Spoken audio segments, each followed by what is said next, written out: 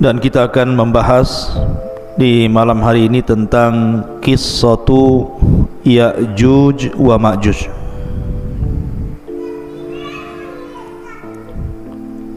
Artinya malam ini kita akan membahas satu tanda dari tanda-tanda kiamat besar. Siapa Ya'juj dan Ma'juj itu? Kemudian kapan keluarnya? Kemudian kalau keluar apa yang akan dilakukannya?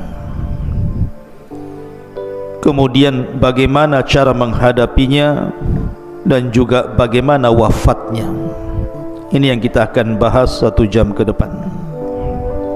Bismillahirrahmanirrahim. Assalamualaikum warahmatullahi wabarakatuh.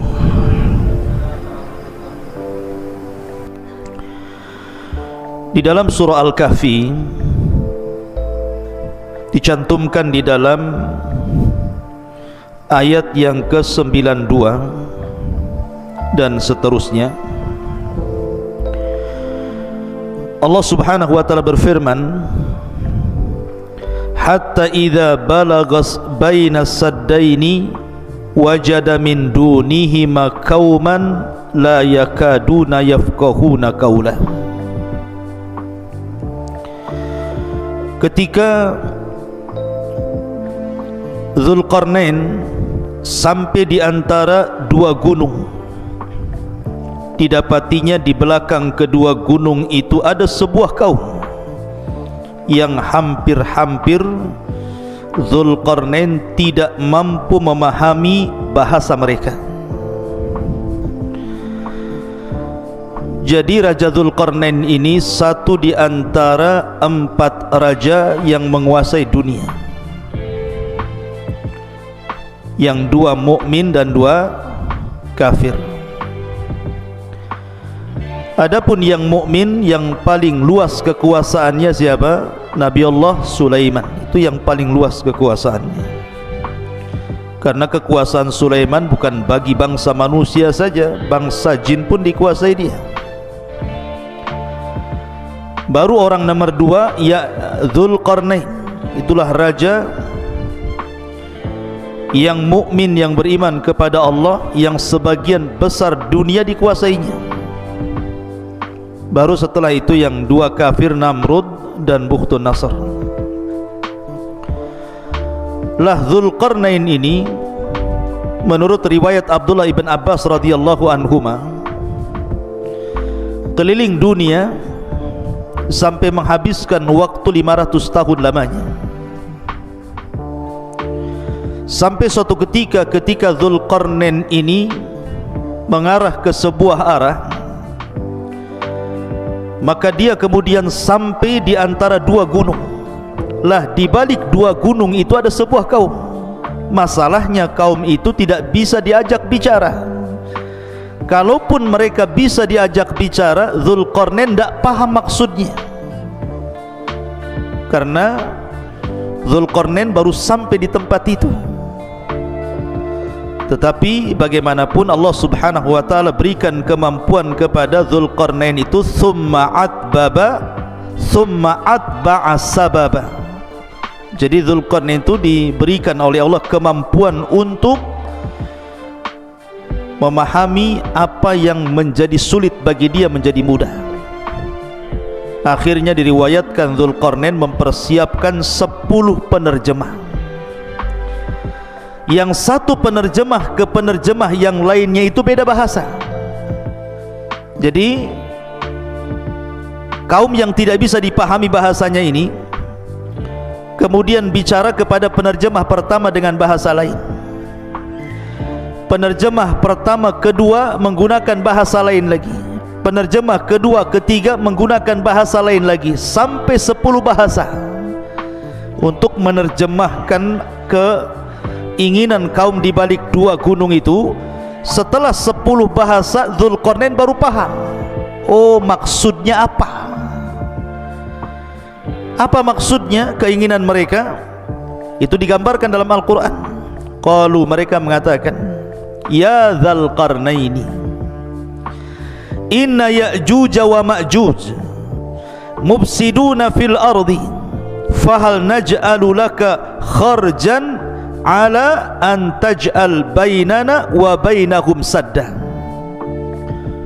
Mereka mengatakan, ya Dzulqarnain, sesungguhnya ada sebuah kaum namanya Ya'juj dan juga Ma'juj. Mereka adalah makhluk perusak di bumi. Maka bolehkah kami membayarmu, memberikan imbalan agar engkau membuatkan antara kami dan mereka sebuah benteng yang sangat besar, biar mereka tidak datang lagi kemari. Kemudian Dzulqarnain mengatakan, qala ma makkani fihi rabbi khairun fa'inuni bi quwwatin aj'al bainakum wa bainahum radmah. Maka Dzulqarnain berkata, apa yang telah Allah anugerahkan kepadaku jauh lebih baik dibandingkan imbalan kalian. Akan tetapi bantulah aku dengan kekuatan agar aku dapat membuatkan untuk kalian sebuah benteng yang bisa menghalangi kalian dengan mereka. Lihat bagaimana Dzulqarnain membuat benteng di sini. Allah katakan, atuni zubural hadid, datangkan kepadaku potongan-potongan besi. Hatta idza sawa bainas sadafaini, hingga ketika potongan-potongan besi itu telah terpasang sama rata dengan puncak gunung itu. Jadi besi itu ditancap-tancapkan seperti pagar begitu, sampai tingginya sama dengan gunung itu. Kemudian kata Dzulqarnain, qala khfuhu hatta idza ja'alahu naran qala atuni ufrig alaihi qatran famastata'u an yadharu wa mastata'u lahu naqbah. Maka Dzulqarnain berkata, tiupkanlah hingga ketika besi itu sudah menjadi merah karena terbakar api. Maka dia mengatakan, berilah aku agar kutuangkan ke atas besi itu tembaga yang sangat mendidih, maka mereka Ya'juj dan Ma'juj tidak dapat mendakinya dan tidak dapat pula melubanginya. Menunjukkan bahwa ini kekuatan yang Allah subhanahu wa ta'ala anugerahkan kepada Dzulqarnain. Dari sini terjadi perselisihan ulama, apakah Dzulqarnain itu seorang nabi ataukah bukan? Bagi yang mengatakan bahwa Dzulqarnain seorang nabi, berarti mukjizatnya mampu membentuk sebuah benteng yang menghalangi antara Ya'juj dan Ma'juj dengan kaum yang tidak bisa dipahami bahasanya itu. Tetapi bagi yang mengatakan bahwa Dzulqarnain bukan nabi, itu hanya karamah saja. Allah anugerahkan kepada Dzulqarnain karena keajaiban dunia itu tidak lepas dari tiga perkara: mukjizat, karamah, dan sihir. Mukjizat bagi para nabi, karamah bagi para wali, dan sihir bagi para dukun. Yang ingin saya kisahkan bukan kisah Dzulqarnain, tetapi yang saya ingin kisahkan malam ini tentang siapa Ya'juj dan Ma'juj itu. Baik, di dalam hadis Nabi SAW mengatakan, lan taquma as-sa'ah hatta yakuna qablaha asyra ayatin tulu'us syamsi min maghribiha wa khurujud dabbati wa khuruju Ya'juj wa Ma'juj. Dalam sebuah hadis yang dikeluarkan Abi Dawud, Nabi SAW bersabda, tidak mungkin tegak hari kiamat sampai kalian mendapati 10 tanda dari tanda-tanda besar hari kiamat. Dalam hadis ini disebutkan sebagiannya. Pertama, munculnya matahari dari arah barat. Yang kedua, munculnya binatang bumi yang bisa bicara. Dan yang ketiga, Ya'juj dan Ma'juj. Kapan keluarnya Ya'juj dan Ma'juj itu, ikhwan? Dan siapa Ya'juj dan Ma'juj itu? Ada yang mengatakan bahwa Ya'juj dan Ma'juj itu satu bapak dengan kita, bukan satu bapak satu ibu. Kalau saya dengan antum itu satu bapak satu ibu, dari Adam dan Hawa. Tapi Ya'juj dan Ma'juj itu satu bapak saja, lain ibu dengan kita. Lalu siapa ibunya? Ada yang mengatakan bahwa suatu ketika Nabi Adam ini ihtilam, mandi ataupun mimpi basah, sehingga sampai mengeluarkan sperma. Lah spermanya Adam ini jatuh ke tanah.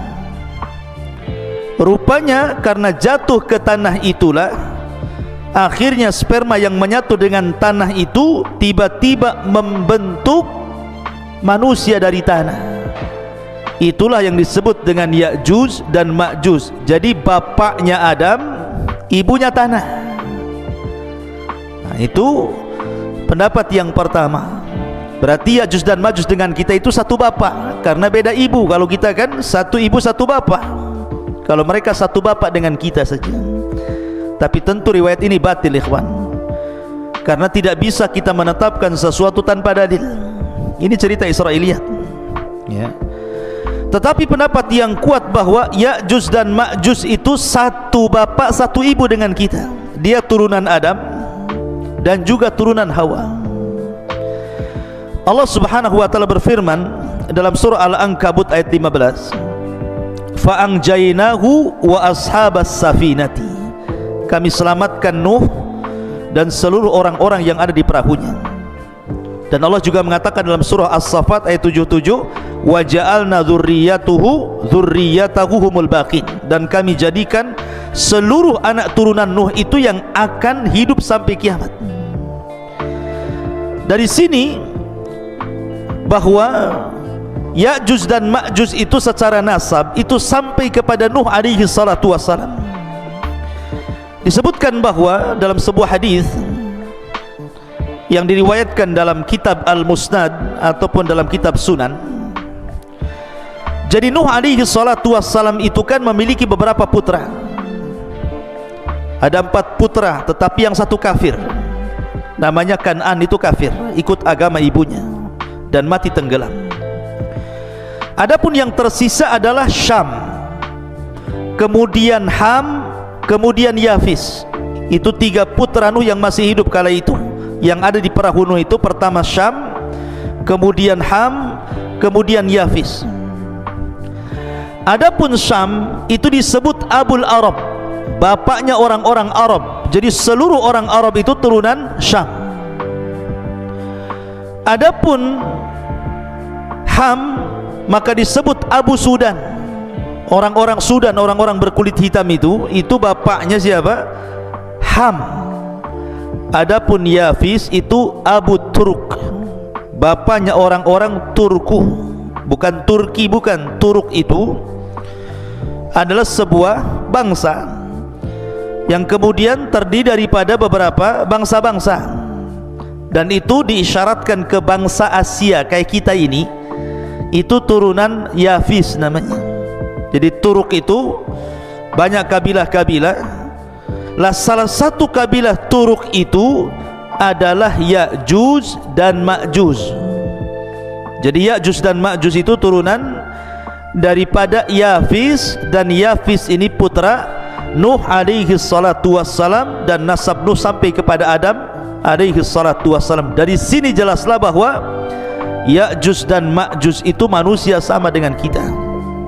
Dia bukan makhluk yang menyeramkan, bukan monster, bukan apa, bukan, sama dengan kita manusia, turunan Yafis ibn Nuh alaihi salatu wassalam. Ma'asyiral muslimin yang dimuliakan Allah Subhanahu wa taala, bicara tentang Ya'juj dan Ma'juj tentu juga tidak lepas daripada bicara tentang Dzulqarnain tadi, karena bagaimanapun yang memenjarakan Ya'juj dan Ma'juj itu Dzulqarnain.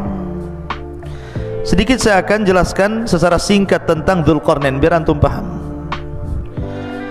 Dzulqarnain ini, ikhwan, adalah seorang raja yang menguasai dunia. Tadi saya katakan perselisihan ulama tentang Dzulqarnain, apakah dia nabi ataukah dia bukan. Bahkan ada yang mengatakan dia malaikat, tapi pendapat ini tidak benar. Dzulqarnain manusia, tetapi diperselisihkan apakah dia nabi atau bukan, dan yang rajih dia bukan nabi. Dan Dzulqarnain itu hidup di zaman Ibrahim. Ingat, Dzulqarnain hidup di zaman Nabi Ibrahim alaihi salatu wassalam. Bahkan dikatakan oleh Ibnu Utsaimin rahimahullahu taala bahwa Dzulqarnain pernah tawaf bersama Ibrahim, dan dialah yang menjadikan Dzulqarnain itu masuk Islam. Jadi yang mendakwahkan dakwah tauhid kepada Dzulqarnain itu Nabi Ibrahim, sampai akhirnya Dzulqarnain masuk Islam, kemudian menjadi raja dunia, dan dia pernah tawaf bersama Nabi Ibrahim alaihi salatu wassalam.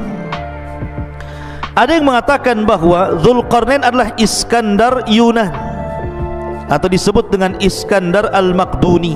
Ini tidak benar. Memang Iskandar Yunan atau Iskandar Al-Maqduni yang dia punya guru namanya Aristoteles. Antum pernah dengar Aristoteles itu pendiri pemahaman filosof, ya. Kalau disebut dengan filosof Yunan, itu artinya didirikan oleh Aristoteles. Nah, itu nanti ada murid-muridnya Plato dan yang lainnya, ya. Lah Aristoteles ini seorang Yunan, dialah yang kemudian menjadi guru besarnya Iskandar Al-Maqdun, atau disebut dengan Iskandar Al-Yunan. Memang di zaman itu Iskandar Al-Yunan Al-Maqdum itu menguasai dunia. Jadi banyak, setelah dia mengalahkan Persia, Romawi, dan banyak bangsa-bangsa dikalahkan, sehingga orang menganggapnya dia Dzulqarnain karena menguasai barat dan timur, utara dan selatan. Sehingga sebagian orang mengatakan bahwa Dzulqarnain adalah Iskandar Al-Maqdun yang dididik oleh Aristoteles tadi dan seorang filosof Yunan. Tidak benar. Kenapa tidak benar? Pertama, dari segi zaman sudah berbeda. Dzulqarnain itu di zaman Nabi Ibrahim, sementara Aristoteles ini jauh, ya, jauh dibandingkan di zaman Nabi Ibrahim. Dia berabad-abad, dari mana nggak ketemu. Yang kedua, Dzulqarnain ini seorang muslim, orang yang bertauhid kepada Allah Azza wa Jalla, sementara Al-Iskandar Al-Maqdun atau Yunan itu kafir, sehingga gak ketemu. Dari segi agama saja tidak ketemu. Maka Dzulqarnain ya Dzulqarnain, orangnya lain. Kemudian Iskandar Al-Yunan atau Al-Maqdun ya Iskandar Al-Maqdun, lain lagi. Maka jangan disamakan, itu dua orang yang berbeda. Intinya bahwa Dzulqarnain adalah seorang raja, seorang muslim, masuk Islam di tangan Nabi Ibrahim alaihi salatu wassalam, kemudian menjadi raja dan menguasai dunia. Lah di zamannya inilah Ya'juj dan Ma'juj kemudian dibenteng oleh dia sehingga tidak bisa keluar. Adapun tentang sifat Ya'juj dan Ma'juj itu, bagaimana bentuknya sebenarnya? Ibnu Hajar rahimahullahu ta'ala menyebutkan beberapa pendapat para ulama tentang bentuk fisiknya Ya'juj dan Ma'juj itu. Kata beliau bahwa ada sebagian orang mengatakan bahwa Ya'juj dan Ma'juj itu badannya seperti syajaratil aruz, seperti pohon aruz. Pohon aruz itu berada di Syam, atau tepatnya di Lubnan sana, di Libanon. Itu banyak pohon aruz, itu tinggi sekali, ya. Jadi pohon aruz itu sangat tinggi sekali, sampai dijelaskan tingginya itu ishruna wa mi'ata dhirah, 120 hasta. Satu hasta segini. Kalau 120 hasta, kalau 120 bagi 2 berapa? 60. Berarti 60 meter. Karena satu hasta itu setengah meter. Berarti tingginya Ya'juj dan Ma'juj itu 60 meter. Masjid ini saja baru 10 meter. Berarti 6 kali tingginya masjid ini. Berarti tinggi sekali Ya'juj dan Ma'juj itu. Raksasa kan begitu ya. Ini satu pendapat. Jadi Ya'juj dan Ma'juj itu setinggi itu karena dimisalkan dengan pohon aruz yang ada di Syam, di Lubnan sana. Ini satu pendapat. Pendapat yang kedua bahwa Ya'juj dan Ma'juj itu simfun arba'atu adru fi arba'ati adru. Satu dhira, satu hasta. Jadi dia tingginya 4 hasta, lebarnya 4 hasta. Nah, jadi kotak itu jadinya, ya. Jadi bentuk Ya'juj dan Ma'juj itu 2 meter tingginya, kemudian panjangnya juga 2 meter, lebarnya 2 meter, tingginya 2 meter. Jadi kayak kardus jadinya, ya. Jadi itu ada juga yang mengatakan Ya'juj dan Ma'juj itu seperti itu. Kemudian juga ada yang berpendapat simfun yaftarishuna adhanahum wa yaltahifuna bil ukhra. Jadi Ya'juj dan Ma'juj itu punya telinga besar sekali, telinganya besar sekali, panjang. Jadi satu telinga digunakan untuk selimut dia kalau dia tidur, maka satu telinganya lagi digunakan untuk membunuh, untuk menyerang. Wah, ini kayak apa ini? Telinganya besar sekali. Kemudian juga ada yang mengatakan bahwa Ya'juj dan Ma'juj itu tuluhum shibrun aw shibraini wa atwaluhum salasata ashbar. Paling tinggi 3 jengkal segini. Seginilah, segini. Ada juga yang 2 jengkal, ada juga 1 jengkal segini tingginya itu. Berarti manusia kerdil. Tapi sekali lagi ini hanya pendapat, tidak didasari dalil-dalil sama sekali. Ini hanya dinukilkan dari kisah Israiliyat. Jadi Al-Hafidh Ibnu Hajar menukilkan pendapat tentang bentuk Ya'juj dan Ma'juj ini adalah semuanya riwayat dhaifah, tidak ada yang sahih. Lalu yang sahih seperti apa? Yang sahih diriwayatkan dalam sebuah hadis dari Ibnu Harmalah, dari bibinya, yang diriwayatkan oleh Imam Ahmad dalam musnadnya. Ini bentuk fisik asli yang sahih ini. Disebutkan dalam sebuah hadis, khataba Rasul sallallahu alaihi wasallam wa huwa asibu isba'ahu min ladghati aqrabin. Rasul sallallahu alaihi wasallam berkhutbah dalam keadaan jarinya tersengat kalajengking. Kemudian beliau mengatakan, innakum taquluna la aduwa wa innakum la tazaluna tuqatiluna aduwan hatta ya'tiya Ya'juj wa Ma'juj iradul wujuh sigharul uyun syuhbus syi'af min kulli hadhabin yansilun ka'anna wujuhahum al-mujanal mutraqatu. Kata Nabi SAW, kalian mengatakan tidak ada musuh lagi, padahal sesungguhnya kalian akan terus memerangi musuh sampai datangnya sebuah kaum yang namanya Ya'juj dan Ma'juj. Siapa mereka?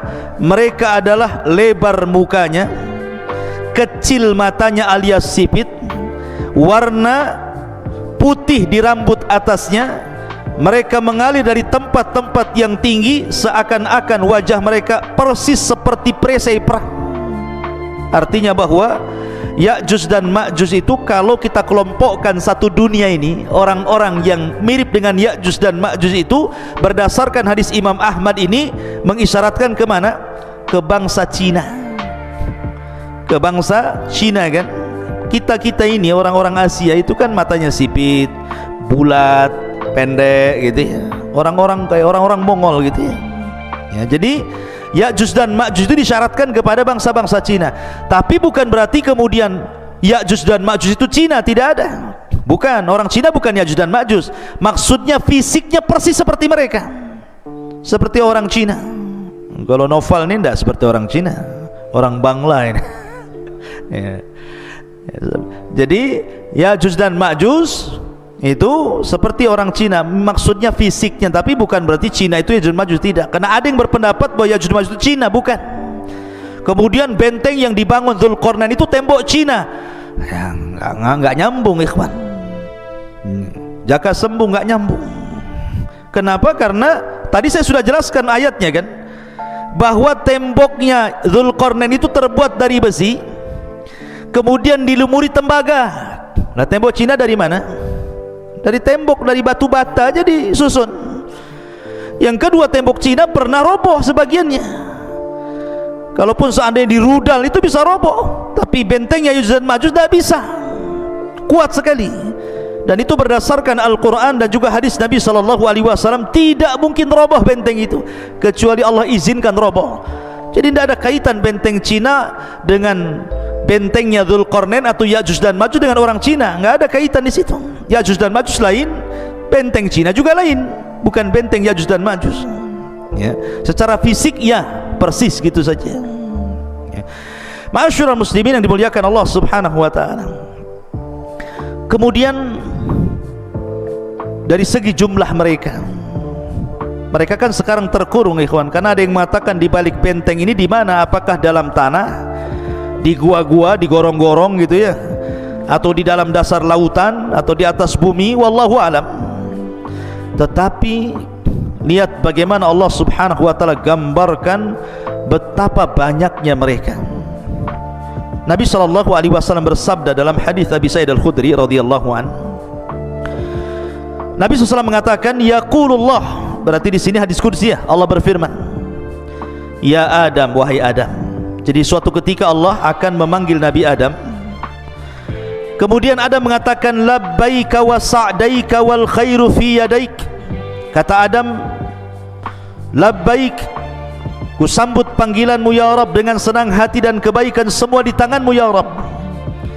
Fayaqul, maka Allah berfirman, akhrij ba'than nar, wahai Adam, keluarkan pasukan penghuni neraka.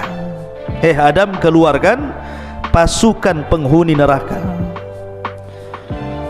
Kemudian dia mengatakan, inna kulla alfi tis'a mi'atin wa tis'atan wa tis'ina fa indahu yashibus saghir wa tada'u kullu dhati hamlin hamlaha wa tara an-nasa sukara wa ma hum bisukara walakinna adzaballahi syadid. Qalu ya Rasulullah wa ayyuna dhalikal wahid? Qala abshiru fa inna minkum rajulan wa min ya'juj wa ma'juj alfa. Perhatikan. Kemudian kemudian Allah berfirman kepada Adam, keluarkan pasukan penghuni neraka. Adam bertanya, apa pasukan penghuni neraka itu ya Rabb? Maka Allah mengatakan, mereka dari setiap 1000 orang 999 orang. Jadi perbandingan kita dengan Ya'juj dan Ma'juj itu, jadi kalau ada 1000 orang, maka satu kita 999 Ya'juj dan Ma'juj. Anda bisa bayangkan bandingannya itu.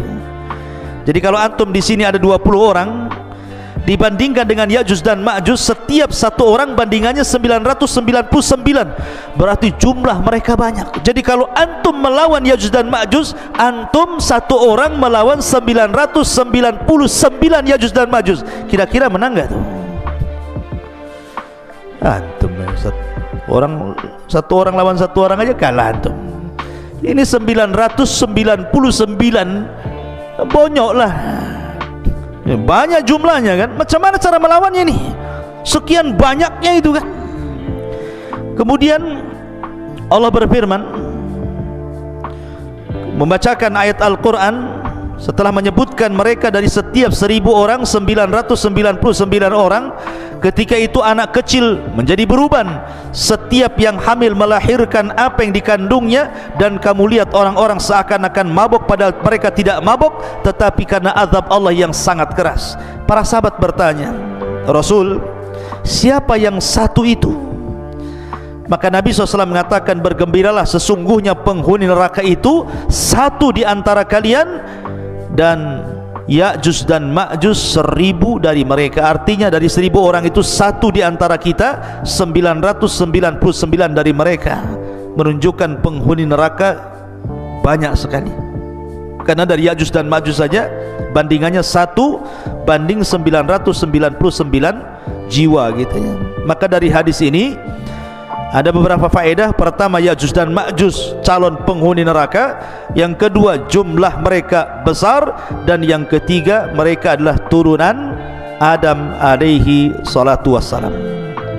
Ada hadis, tetapi memang dilemahkan sebagian para ulama, yang mengatakan bahwa Ya'juj dan Ma'juj itu, jelaskan, Ya'juj ummatun wa Ma'juj ummatun, kullu ummatin arba'atu alafin ummah, la yamutur rajulu minhum hatta yangdura ila alfi dzakarin min sulbihi kulluhum qad hamala silah.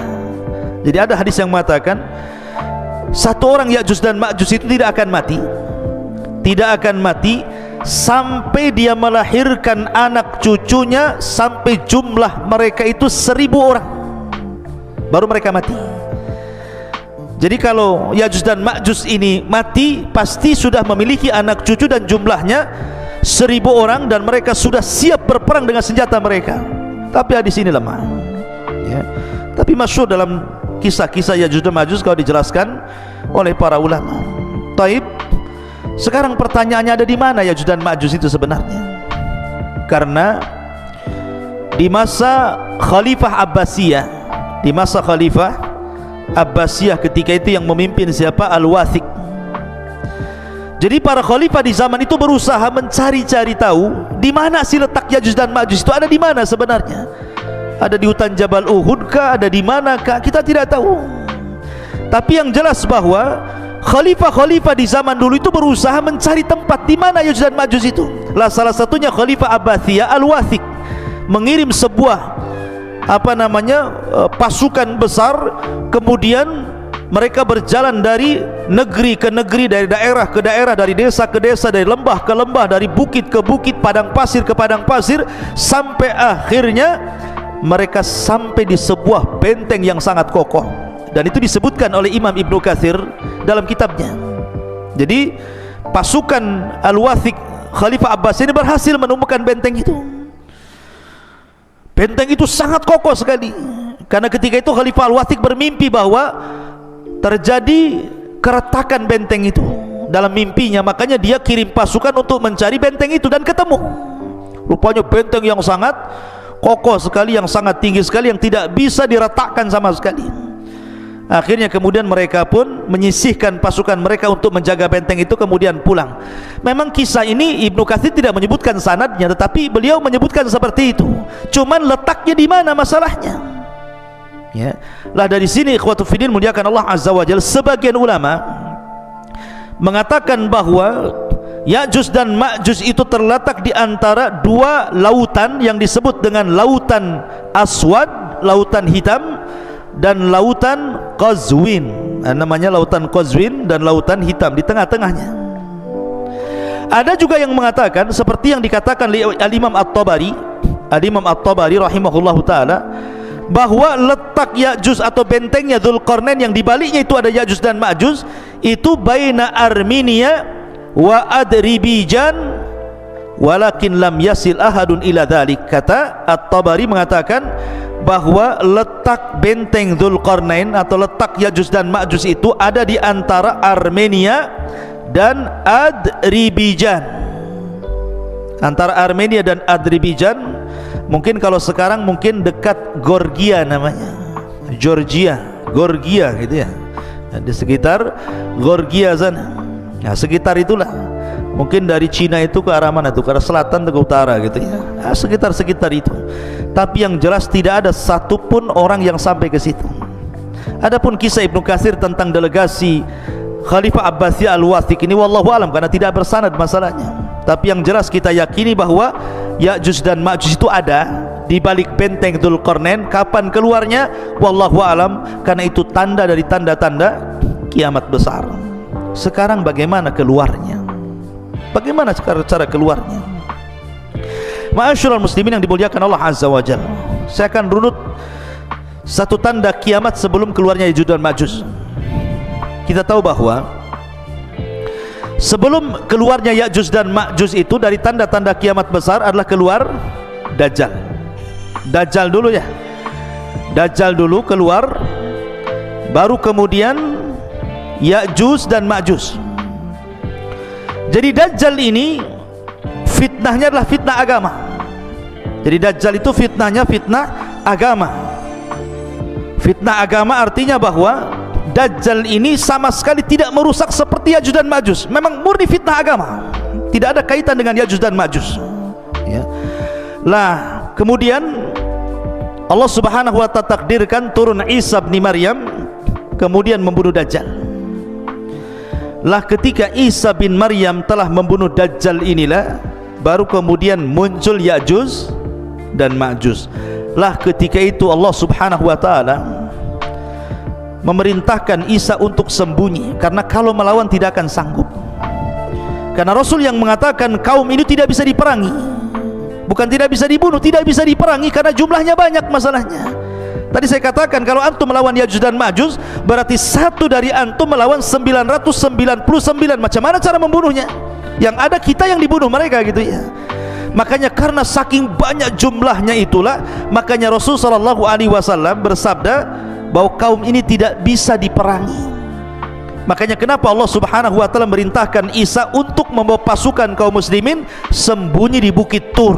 Enggak usah dilayan. Kalau kau maksa perang pasti kalah. Ya. Akhirnya kemudian Isa hanya bertawakal kepada Allah Azza wa Jalla, sampai akhirnya mereka kelaparan di bukit itu sampai kepala kerbau jauh lebih berharga dibandingkan emas dan perak, karena mereka nggak bisa keluar, dikepung saking banyaknya Ya'juj dan Ma'juj itu. Lah dari sini ikhwatu fillah muliakan Allah Azza wa Jalla, Allah Subhanahu wa taala berfirman, ataupun hadis Nabi sallallahu alaihi wasallam dari Sam'an, dari Nawas ibn Sam'an, idh auhallahu ila Isa, Allah Subhanahu wa taala mewahyukan kepada Isa bin Maryam, inni qad akhrajtu ibadan li la yadani li ahadin biqitalihim faharriz ibadi ila tur. Sesungguhnya aku mengeluarkan hamba-hambaku yang tidak ada kemampuan bagi seorang pun untuk memeranginya, biarkanlah mereka hamba-hambaku menuju Tur, jangan dilayan Ya'juj dan Ma'juj itu. Wa yab'atsullahu Ya'juj wa Ma'juj wa hum min kulli hadabin yansirun. Maka Allah Subhanahu wa taala mengeluarkan Ya'juj dan Ma'juj, mereka mengalir dari setiap ketinggian seperti bah api saking banyaknya. Fayamurru wa awailuhum ala buhairatit tabariyah fayashrabun ma fiha wa yamurru akhiruhum fayaquluna laqad kana bihadhihi marratan ma. Kemudian mereka melewati danau Tabariyah. Jadi satu kloter Ya'juj dan Ma'juj yang baru keluar dari benteng itu sampai di danau Tabariyah. Lah benteng Ya'juj dan Ma'juj itu kan sudah retak tuh. Rasulullah sallallahu alaihi wasallam di zamannya saja ada bolongan seperti ini bentengnya. Jadi Ya'juj itu bisa ngeker tuh dari dalam tuh. Jadi apa yang di luar dikeker gitu ya, tapi tidak bisa keluar. Jadi kelompok yang pertama keluar itu mereka melintasi sebuah danau yang disebut dengan Danau Tiberias, Danau Tabariyah dalam bahasa Arab, dalam bahasa kita Tiberias itu. Mereka minum sampai kering, tidak ada sisa air itu, padahal baru sedikit itu yang keluar. Kemudian kloter yang kedua datang dan mengatakan, sungguh dulu di sini banyak airnya, kenapa kemana air ini? Padahal sudah diminum oleh kloter pertama. Saking banyaknya, bayangkan, minum pun semuanya diminum dia. Lewat danau diminum dia, lewat got diminum dia, semua diminum dia. Karena mereka nggak pernah melihat air seperti itu kan, mereka terbenteng dalam benteng. Kemudian qalu, aduh, Bang Karim ini ganggu saja nih. Qalu, mereka mengatakan, ya dzal qarnaini inna Ya'juj wa Ma'juj mufsiduna fil ardi fahal naj'alu laka kharajan ala an taj'al bainana wa bainahum sadda. Kemudian Dzulqarnain mengatakan, sesungguhnya Ya'juj dan Ma'juj mereka perusak di permukaan bumi. Jadi ikhwan, ketika Ya'juj dan Ma'juj keluar itu, Ya'juj dan Ma'juj itu fitnahnya berbeda dengan Dajjal. Kalau Dajjal itu kan fitnah agama, kamu kalau ikut saya senangkan, tapi kalau tidak ikut saya bunuh kau, bahasanya seperti itu. Ataupun mungkin fitnah yang lain, fitnah dabatul ar gitu ya, fitnah binatang yang melata dari perut bumi, tugasnya stempel saja, mukmin kafir gitu. Tapi Ya'juj dan Ma'juj ini memang asli merusak, tidak ada hubung kait dengan agama. Pokoknya keluar saja, dia dibantainya semua orang yang di luarasnya. Lihat pohon ditebang, lihat bangunan dirobohkan, lihat air disedot airnya, lihat lautan habis dimakannya. Pokoknya semua yang ada di depannya dihancurkan dan tidak dibangun lagi. Jadi tugasnya yang merusak saja. Semua dirusak, hutan dirusak, bangunan dirusak, orang dibantai. Bahkan ada yang mengatakan bahwa kalau dia membunuh di luarasnya, bukan hanya dibunuh, dimakan bangkainya. Jadi mereka itu kanibal, memakan, bahkan sesama mereka pun mereka memakan. Bagi mamanya Ya'juj dan Ma'juj meninggal, salah satu di antara mereka dimakan jasadnya. Sampai seperti itu gitu ya kerusakannya. Jadi ngeri gitu ya Ya'juj dan Ma'juj itu. Makanya wajar kalau seandainya tidak ada satupun ras di luar Ya'juj dan Ma'juj, kecuali mereka akan dibantai, dibunuh, dimakan, kecuali yang sembunyi. mereka selamat. Kalau enggak sembunyi mereka tidak selamat. Makanya kemudian Ya'juj dan Ma'juj ini mereka akan terus menyerang di luarasnya, akan keliling dunia, akan membantai ke desa-desa, ke kota-kota, ke daerah-daerah, ke kutub-kutub. Mereka akan meluas di mana-mana sampai ketika mereka sudah puas karena merasa sudah tidak ada lagi yang diserang, sombong mereka. Kesombongan itulah sampai kemudian mereka mengatakan qatalna man fil ardi sanaqtuluhu man fis sama, katanya. Kami sudah membantai orang-orang yang di bumi, sekarang yang di langit ku bantai juga, katanya. Lihat, dia mau membantai orang-orang yang di langit, malaikat. Bumi ini kecil, ikhwan, dibandingkan dengan langit, kata Nabi SAW, seperti kita punya cincin dilempar ke padang pasir. Bumi itu cincinnya, padang pasir itu langitnya. Apalagi panah tombak kecil-kecil lagi kan gitu ya. Kemudian dilemparkan ke bumi, macam mana coba? Cincin dilempar ke padang pasir, lah bumi ini cincinnya, langit di padang pasirnya. Kemudian mereka melempar tombak, melempar tanah ke langit, panah-panah ke langit. Kemudian mereka ditipu oleh Allah, wa yakiduna kaida.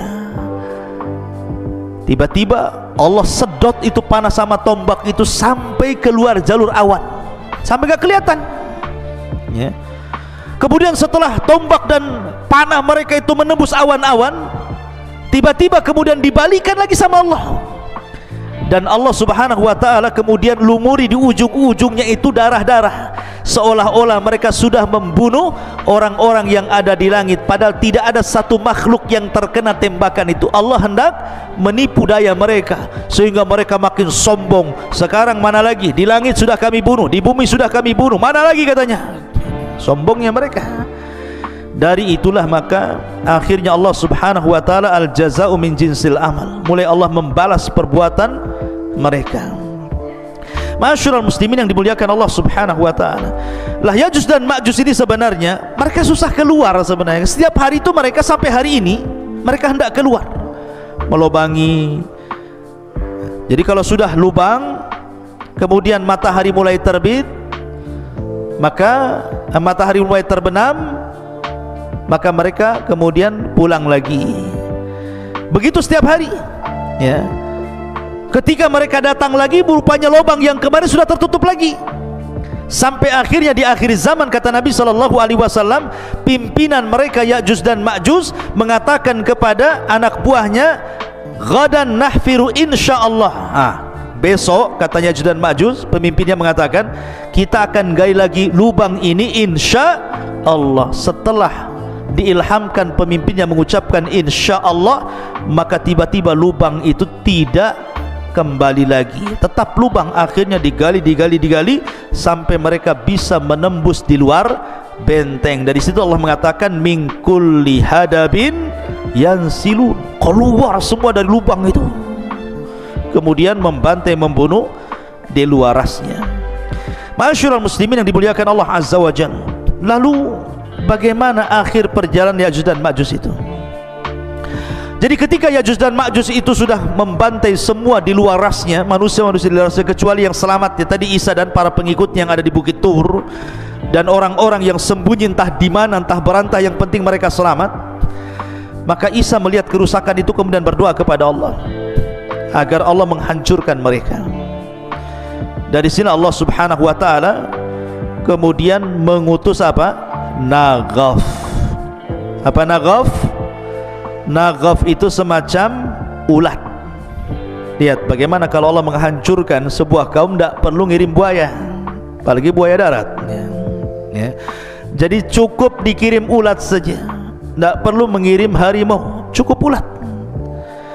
Jadi ketika Ya'juj dan Ma'juj itu sedang tertidur, semuanya tertidur, istirahat, tiba-tiba Allah kirim ulat banyak sekali, di mana-mana ada ulat.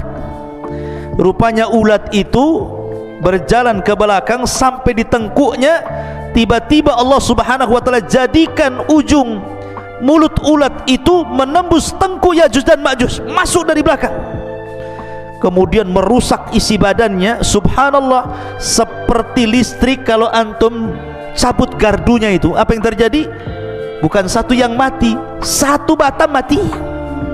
Kalau gardunya dicabut, satu mata mati. Artinya ketika satu Ya'juj dan Ma'juj mati, semua mati. Bukan ini dulu mati, besok ini, minggu depan ini, enggak. Ya. Jadi satu mati, mati semua. Subhanallah, coba bayangkan. Bagaimana Allah Subhanahu wa taala bisa mewafatkan Ya'juj dan Ma'juj dalam satu waktu. Tidak harus menunggu hari ini, besok, bulan, dah. Satu mati semua. Subhanallah. Dan bangkainya Ya'juj dan Ma'juj setiap satu bengkal ada, satu jengkal ada, satu jengkal, karena jumlah mereka banyak. Sehingga Isa bin Maryam kebingungan ketika melihat jusas bangkai-bangkai Ya'juj dan Ma'juj yang berserakan di sana sini. Maka kemudian Isa pun berdoa kembali untuk Allah membersihkan mereka. Dikirimlah burung-burung unta, burung-burung besar seperti unta. Kemudian diangkatlah jasadnya. Dalam riwayat Musnad Imam Ahmad, dilempar ke lautan entah berantah laut mana. Yang jelas bukan laut Batam sini, yang jelas laut mana. Sampai bersih bumi. Yang namanya bangkai dibuang tetap masih ada sisanya. Maka Isa berdoa lagi agar betul-betul Allah Subhanahu wa taala membersihkan bumi. Maka Allah kirimkan hujan sampai hujan ini membuat banjir, sehingga sisa-sisa Ya'juj dan Ma'juj masuk ke sungai-sungai, masuk ke solokan, masuk ke laut-lautan. Akhirnya betul-betul bersih bumi. Allah kembalikan bumi seperti di zaman Adam. Pohonnya besar-besar sampai pohon delima, satu buah, satu kampung bisa masuk ke cangkangnya. Bisa bayangkan? Pohonnya besar, satu buah delima itu kalau dibelah satu kampung bisa masuk ke cangkangnya itu, sambil makan di dalam. Kalau delima sekarang segede gini, sudah kecut lagi, kecil gini. Jadi nanti di akhir zaman itu delima itu ruman itu besar sekali, ya, bisa puluhan masuk di situ. Karena Allah suburkan kembali sebagaimana di zaman ketika awal bumi dihidupkan, subur.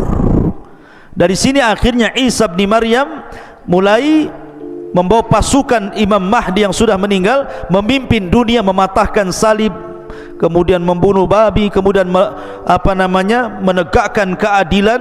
Bagi yang tidak mau ikut syariat Islam maka akan dibantai, bagi yang ikut maka selamat. Sampai akhirnya Isa pun haji. Setelah haji kemudian Isa bin Maryam meninggal dunia. Hanya 7 tahun setelah itu Isa bin Maryam meninggal dunia. Nah, itu diantara kisah Ya'juj dan Ma'juj yang disebutkan dalam surah Al-Kahfi. Wallahu a'lam. Mudah-mudahan ada manfaatnya sebagai pengetahuan. Subhanallah bihamdika asyhadu an la ilaha illa anta astaghfiruka wa atubu ilaik. Allahu ta'ala. Assalamualaikum warahmatullahi wabarakatuh.